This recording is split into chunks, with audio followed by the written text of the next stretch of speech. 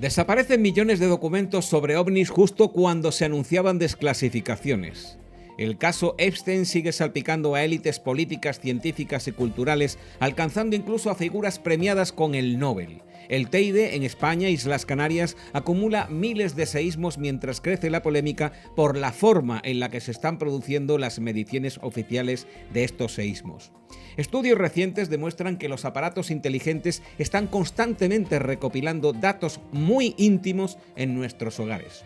Un robot ya está predicando oficios religiosos en Japón. España limita bebidas energéticas a menores en plena semana de alertas alimentarias. Y en redes sociales proliferan identidades que reflejan una cultura cada vez más desorientada. Todo lo que te voy a contar a continuación son señales del momento que estamos viviendo. Por cierto, quédate especialmente con estas palabras, eutanasia y autismo, porque al final de este boletín voy a hablarte sobre estos temas y sus importantes repercusiones. Soy Alfredo de Mindalia y este es el boletín de noticias para gente despierta. En los últimos días ha circulado una información que ha generado inquietud y sospechas. Un archivo masivo de documentos desclasificados sobre fenómenos aéreos no identificados habría desaparecido poco después de que el presidente Donald Trump anunciara su intención de ordenar la publicación de archivos gubernamentales relacionados con ovnis. Trump declaró públicamente que impulsaría la liberación de documentos oficiales vinculados a objetos voladores no identificados. La medida fue presentada como un gesto de transparencia ante un asunto que durante décadas ha estado rodeado de secretismo. Lo que ha encendido la opinión pública es la desaparición de un repositorio digital que almacenaba millones de documentos desclasificados. La cuestión es que cuando se habla de desclasificación, la ciudadanía espera acceso real y permanente a la información. Si en ese mismo contexto desaparece un archivo masivo, la percepción pública se resiente. En un entorno donde la confianza institucional ya es de por sí muy frágil, los vacíos informativos alimentan muchas sospechas. Y la pregunta que me hago no es si existen extraterrestres, porque eso ya lo tenemos claro, millones de personas en el mundo, y no necesitamos que nadie venga a desvelarlo. La cuestión que nos importa aquí es si nuestros gobiernos gestionan la información con criterios de transparencia. La credibilidad no depende solo de anunciar desclasificaciones, sino de garantizar que los archivos sean accesibles y verificables. Nuestra vigilancia como ciudadanos no consiste en creerlo todo ni en negarlo todo, sino en exigir coherencia entre lo que se promete y lo que finalmente se hace. Por otro lado, el caso Jeffrey Epstein continúa generando consecuencias profundas en el ámbito político, cultural e incluso académico internacional. Lo que comenzó como la investigación de un individuo acusado de tráfico sexual de menores se ha convertido en un proceso de revisión masiva de redes de poder que durante años ha operado con increíble impunidad en círculos de máximo prestigio. Un número creciente de científicos, académicos y figuras institucionales está viendo afectada su reputación y su posición profesional tras la publicación de documentos, agendas y registros que evidencian relaciones sostenidas con Epstein. Epstein, suicidado en prisión en 2019 mientras se enfrentaba a cargos federales, mantuvo durante años vínculos con personalidades del mundo académico, científico, financiero y político.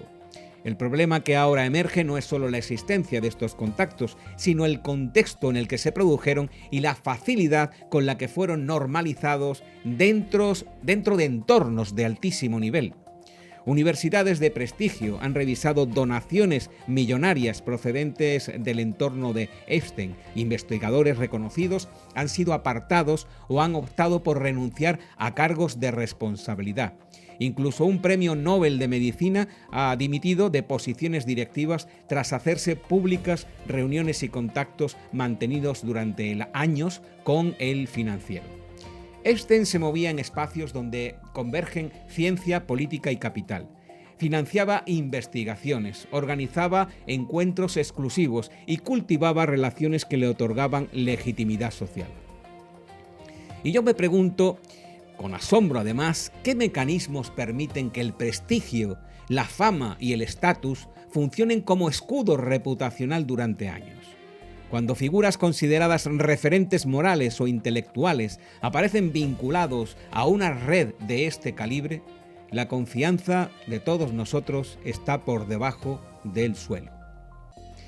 Ponemos nuestra mirada en España, en Tenerife, en las Islas Canarias. El Teide acumula desde hace semanas un enjambre sísmico persistente con miles de microseísmos registrados. No se trata de un temblor aislado, sino de una secuencia prolongada que mantiene activa la vigilancia volcánica en la isla, entre una gran preocupación en la población.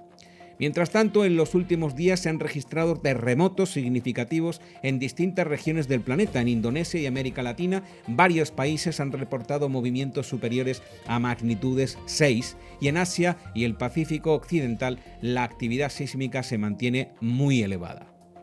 ¿Estamos ante algo excepcional?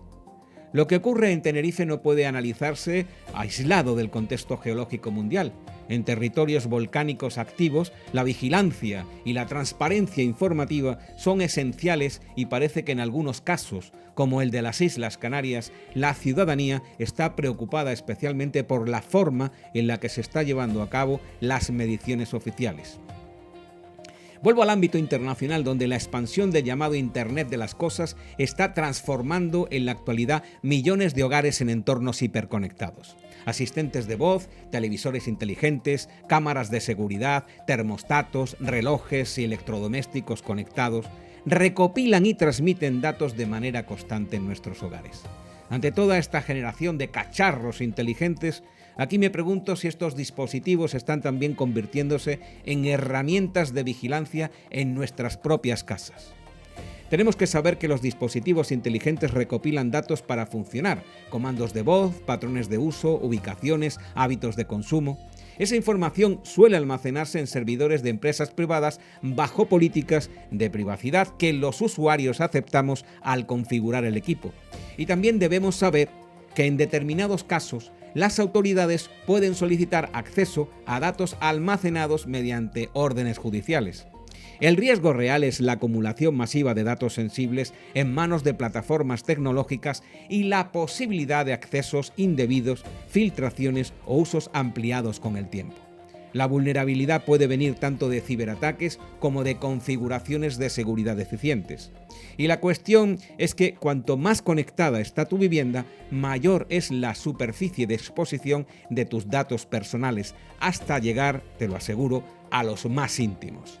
Micrófonos siempre activos, cámaras accesibles remotamente y sensores ambientales generan vigilancia constante.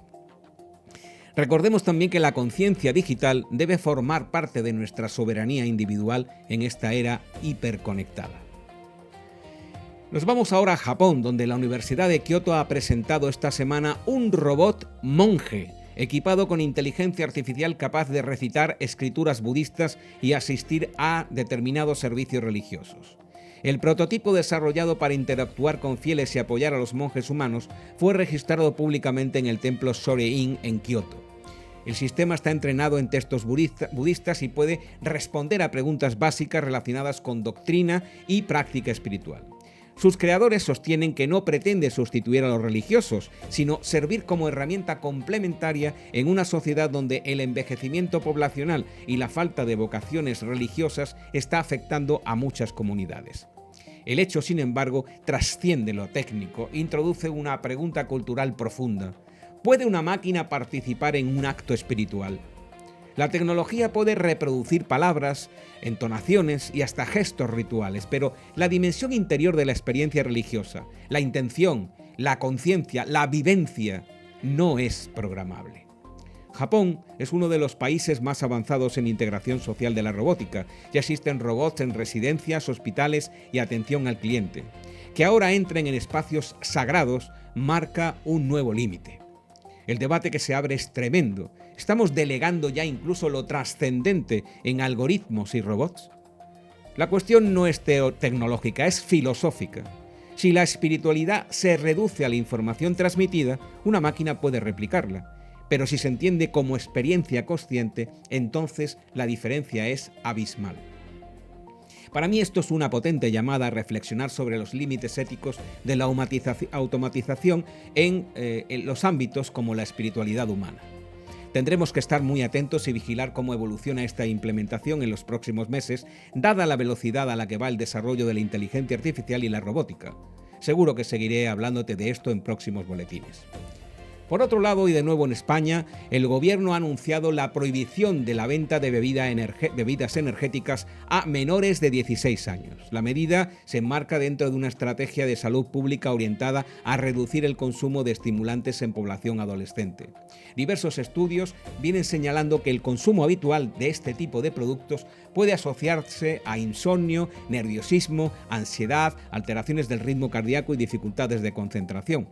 Según datos recientes, una parte significativa de estudiantes entre 14 y 18 años reconoce haber consumido bebidas energéticas en el último mes.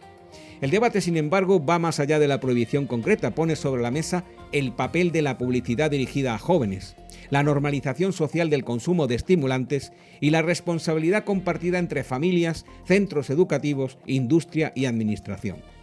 La cuestión de fondo es cómo se construyen los hábitos de consumo en la adolescencia y qué tipo de mensajes y educación les estamos inculcando, como por ejemplo la alimentación equilibrada, la actividad física, el descanso adecuado o la estimulación constante como respuesta a la presión social y académica. En paralelo a esta regulación sobre bebidas energéticas, la Agencia Española de Seguridad Alimentaria y Nutrición ha activado esta misma semana varias alertas alimentarias relevantes. Una de ellas advierte sobre la posible presencia de astillas de madera en queso rallado de distintas marcas distribuidas en España, instando a no consumir los lotes afectados, como no.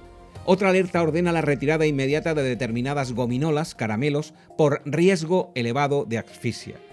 El sistema de alertas alimentarias funciona precisamente para prevenir daños mayores, aunque cada notificación que recibe la población reabre el debate sobre la trazabilidad, controles en origen y supervisión en la cadena de distribución alimentaria, y hace que nos preguntemos si estamos ante un refuerzo real de la protección del consumidor o ante una continua reacción que solo pone parches y parches a incidentes concretos. Te hablo ahora de algo que en los últimos meses ha ganado visibilidad en redes sociales. Se trata de un curioso fenómeno que, más que simple sorpresa, debería provocar una reflexión seria. Los llamados Terians y determinadas dinámicas adultas que imitan comportamientos caninos como forma de identidad. El término Terian hace referencia a personas que aseguran sentir una conexión identitaria profunda con un animal específico y adoptan estéticas, gestos y comportamientos asociados a ese animal como forma de autoexpresión. En paralelo, se han viralizado dinámicas donde adultos asumen roles de perro en contextos públicos o digitales, utilizando correas, accesorios o simulaciones de entrenamiento, es decir, que llevan el perro con la correa, pero hay correa y no hay perro. Lo que algunos presentan como un juego simbólico, una subcultura alternativa, otros lo interpretamos como un síntoma de desorientación cultural profunda. Aquí conviene que nos hagamos una pregunta directa. ¿Todo esto es diversidad o es ruptura? La búsqueda de pertenencia es humana y legítima, cómo no, pero convertir cualquier sensación personal en una identidad que nadie puede cuestionar es otra cosa. Cuando todo se convierte en identidad intocable, el pensamiento crítico desaparece y la conversación entre humanos se empobrece. Y si la identidad depende principalmente de lo que mostramos en redes sociales y de la aprobación constante de desconocidos en esas redes sociales, estamos ante un problema muy serio. Una cosa es experimentar simbólicamente y otra muy distinta es sustituir responsabilidades, madurez y realidad por una performance permanente. No todo lo que se siente necesita convertirse en categoría social. Estas tendencias no surgen por casualidad, no son simplemente diversidad creativa. Surgen en una sociedad con altos niveles de soledad, desconexión y dependencia digital. Cuando faltan referentes sólidos, proyectos de vida claros y vínculos reales, algunos buscan significados en constructos cada vez más extremos y exóticos. Y la pregunta que me hago es directa. ¿Una sociedad puede sostenerse si todo se fragmenta en identidades individuales cada vez más particulares y extrañas? La libertad personal es esencial, pero una cultura necesita límites simbólicos y referencias compartidas para no diluirse por completo. No se trata aquí de prohibir ni de ridiculizar, se trata de dejar de fingir que cualquier fenómeno cultural es automáticamente saludable solo por existir. Analizar no es odiar, recuerdo, cuestionar no es perseguir, pero evitar el debate por miedo a incomodar es renunciar a pensar con claridad sobre el rumbo cultural que todo esto está tomando. Y hablando de tendencias llamativas, en distintos países se está extendiendo otra práctica que ha generado debate también. Adultos que utilizan chupetes como herramienta para reducir el estrés y la ansiedad. Quienes la defienden argumentan que la succión activa mecanismos de calma asociados al sistema nervioso parasimpático y que puede ayudar en momentos puntuales de tensión. Sin embargo, especialistas en salud mental advierten que este tipo de soluciones no sustituyen procesos terapéuticos reales ni abordan las causas profundas del malestar. Más allá del objeto en sí, la pregunta es ¿qué está ocurriendo en una sociedad donde cada vez más adultos buscan alivio emocional en gestos asociados a la infancia? ¿Estamos ante una simple moda amplificada por redes sociales o ante un síntoma de una sociedad estructural que no sabemos gestionar de ninguna de las maneras? Cuando el estrés es permanente y las herramientas de regulación emocional escasean, proliferan soluciones rápidas y visuales como esta, pero ninguna tendencia puede sustituir el trabajo interior, la responsabilidad personal y el fortalecimiento de vínculos reales por muy viral que sea todo esto. El fenómeno de los chupetes, como el de otras identidades performativas que hemos mencionado, no es anecdótico, es otra señal de una época que busca alivio inmediato en un contexto de presión constante. Volviendo a España, concretamente a Ciudad Real, donde se ha celebrado un congreso en el que se ha debatido sobre vacunas y autismo. Te dije al principio que te iba a comentar esto al final. Un tema muy sensible, por cierto, a muchísimas personas en todo el mundo. Pero aquí voy a hablarte de la reacción de los medios de comunicación de masas ante este congreso. Porque antes incluso de que el congreso empezara, determinados grandes medios nacionales españoles ya habían decidido cuál era el marco: negacionista, peligroso, anticiencia. Titulares con tono de alerta, artículos que no buscan comprender sino advertir y columnas que ridiculizaban antes de escuchar cualquier cosa. Esa es la estrategia mediática habitual, no se analiza el contenido, se desacredita el evento y se señala y se desacredita al disidente. Y cuando el periodismo sustituye la investigación por la descalificación preventiva, deja de informar y empieza a imponer un relato. El problema aquí es el mismo al que ya nos tienen acostumbrados los medios que actúan como si solo lo que le interesara al sistema pudiera ser discutido en un espacio público sin activar la alarma moral. Una cosa es querer informar para velar por la salud pública, evidentemente, y otra muy distinta es blindar narrativas mediante la ridiculización sistemática de quien hace preguntas y afirmaciones públicas tan incómodas como las que se han hecho en este congreso. El periodismo debe valorarse por fomentar el debate y la crítica, mientras que el falso periodismo lo cancela antes de que empiece. Y cuando eso ocurre, la confianza en la prensa está cada día más por los suelos. Si miramos el conjunto de este boletín de hoy, la pregunta que me hago es ¿cuánto más vamos a tolerar todo esto sin reaccionar? Porque algo profundo se está moviendo en nuestras instituciones, en nuestra tecnología, en nuestra cultura y en nuestra propia manera de vivir. No basta con observar y no basta con comentarlo. O despertamos de verdad y exigimos transparencia, límites y coherencia, o seguimos normalizando lo inaceptable.